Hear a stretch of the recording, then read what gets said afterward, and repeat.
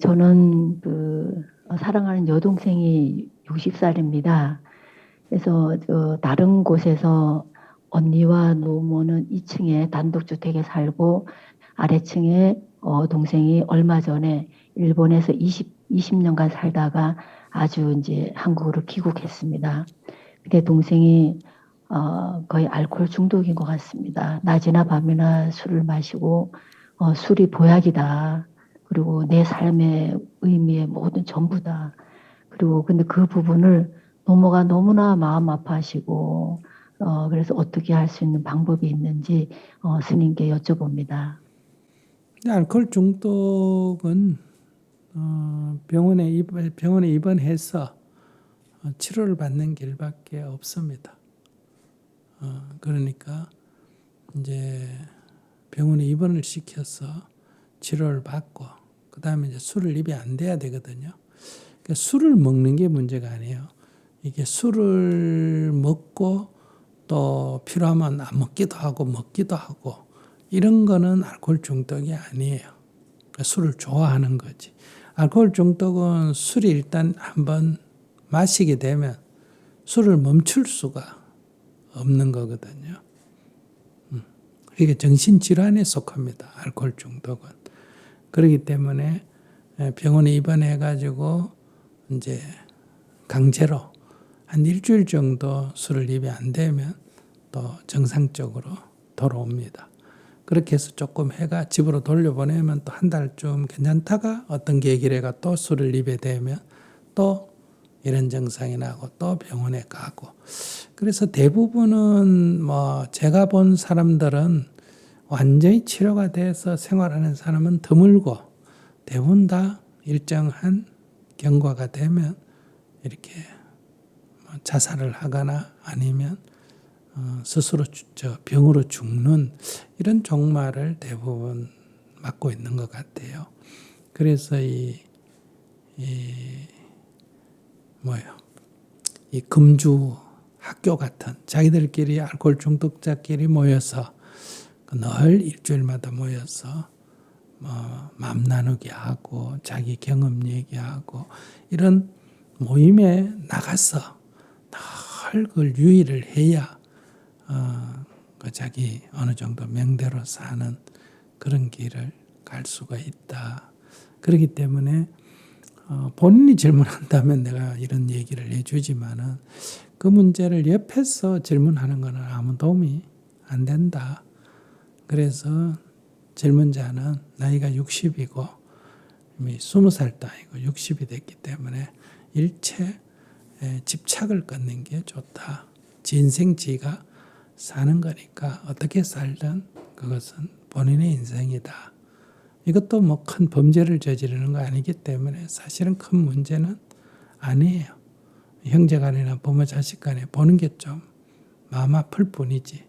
그런데 그걸 어떻게 할 방법은 없습니다.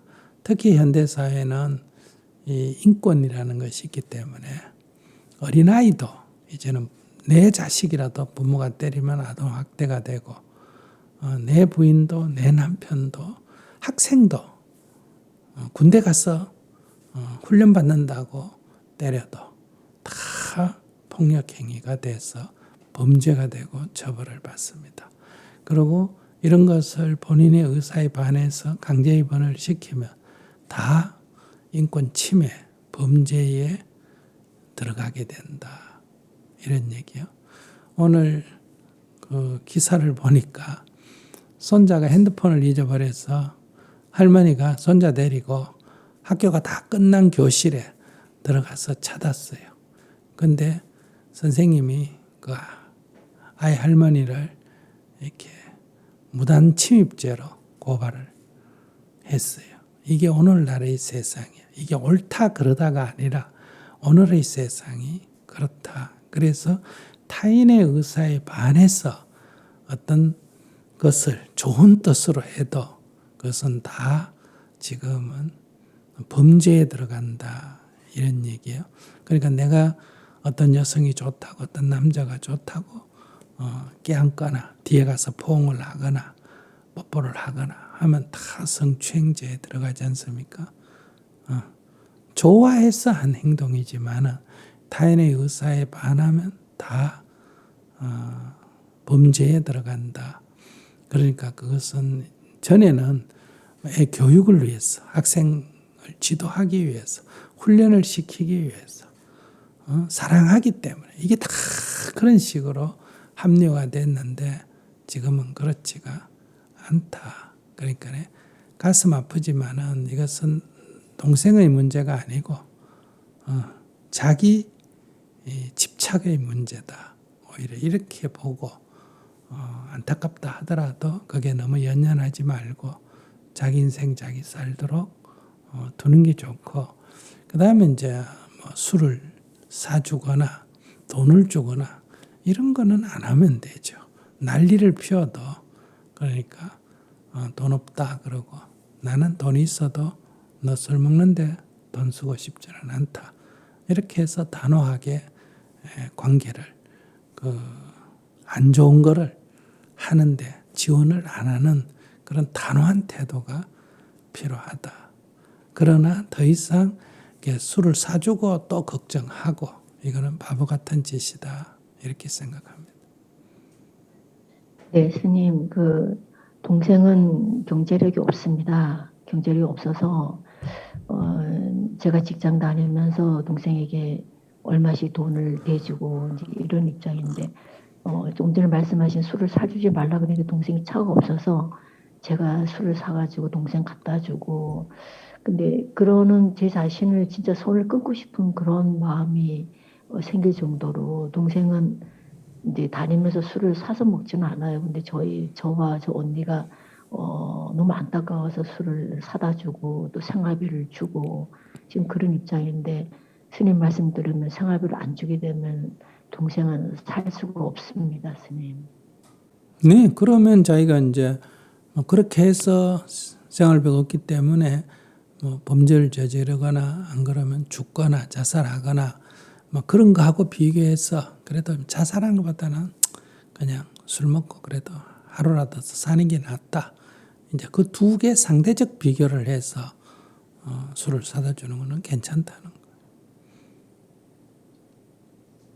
근데 지금 보면 머리에도 좀 약간의 내적으로 좀 질환이 와 있는 것 같습니다. 어떤 판단력이라든가 그런 부분에 이제 건강을 많이 해쳐서 병원에 가자고 해도 일체 병원에 본인이 가지를 않아요. 기침도 많이 하면서. 근데 이런 방법에서 설득도 안 되고 또 노모는 노모대로 너무 힘들어 하시고 하니까 가족들이 좀 많이 힘듭니다. 그럴 때 동생을 설득할 수 있는 방법이 없어요, 스님. 없다고 혹시 얘기하잖아요. 없다고. 네. 병이기 때문에 그게 뭐 설득을 해서 자기가 되면 설득을 했지 왜 저한테까지 와서 묻겠어요. 가족들이 다 안타깝기 때문에 할 노력을 다 했잖아요. 할 노력을 다 했는데 안 됐다. 그렇기 때문에 제가 이제 그만해라 이렇게 얘기하는 거예요. 그냥 놔둬라. 그래 살다가 죽으면 죽고 또 그래서 죽더라도 더 이상 지원해서는 안 되겠다 하면 딱 끊어야 된다는 거예요. 자기들은 그게 자기 병이라는 거예요. 자꾸 이럴 때 이게 동생 문제라고 보는 것 자체가 잘못됐다는 거예요. 술을 안 먹었으면 좋겠다 그러면 술을 안 사줘야지. 안 먹었으면 좋겠다고 또 술은 사다 주고. 이게 여러분들이 애 키울 때 그러잖아요. 총 사달라 그러면 안 된다. 그래 놓고는 애가 막 울고 불고 하면 아이고 그래 알았다 하고 또 총 사주고 이러잖아요. 그게 아이 문제가 아니에요. 자기 문제지. 안 사주기에는 자기 가슴이 아프고 사주려니까 또 병이 문제고. 그건 자기 문제라는 거예요. 그게 동생 문제라고 보기 때문에 문제 해결이 안 된다. 이게 내가 모순을 갖고 있구나. 이게 내 문제구나. 이렇게 봐야 문제가 해결이 될 수가 있다. 이 얘기.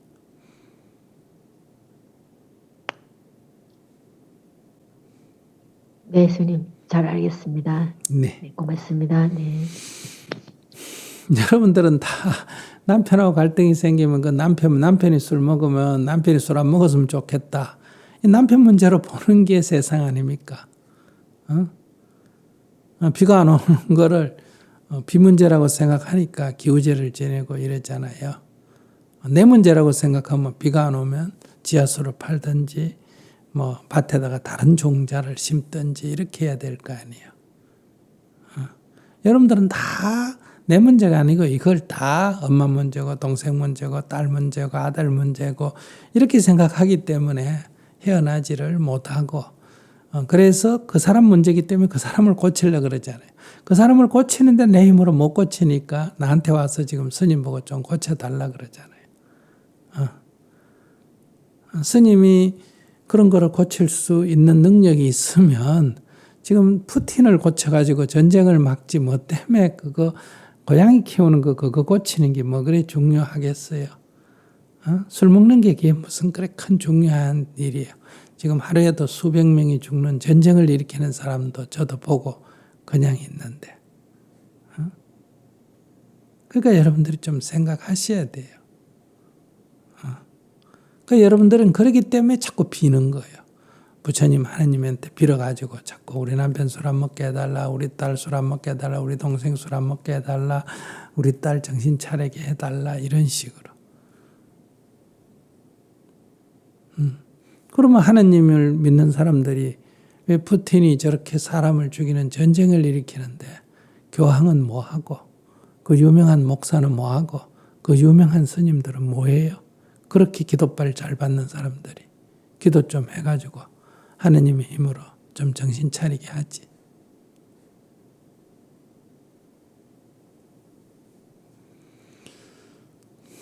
그러니까 옛날에는 뭐 그런 생각을 할 수 있지만 수행이라는 거는 거기에 집착하는 나의 문제를 봐야 된다. 이런 얘기예요. 상대의 문제가 아니고 근본적인 문제가 내 인생의 문제다. 그래서 과감하게 동생 술 안 사다 주고 그다음에 그 가보에 대해서 좀 더 유연하게 현명하게 대처하도록 노력하겠습니다. 고맙습니다.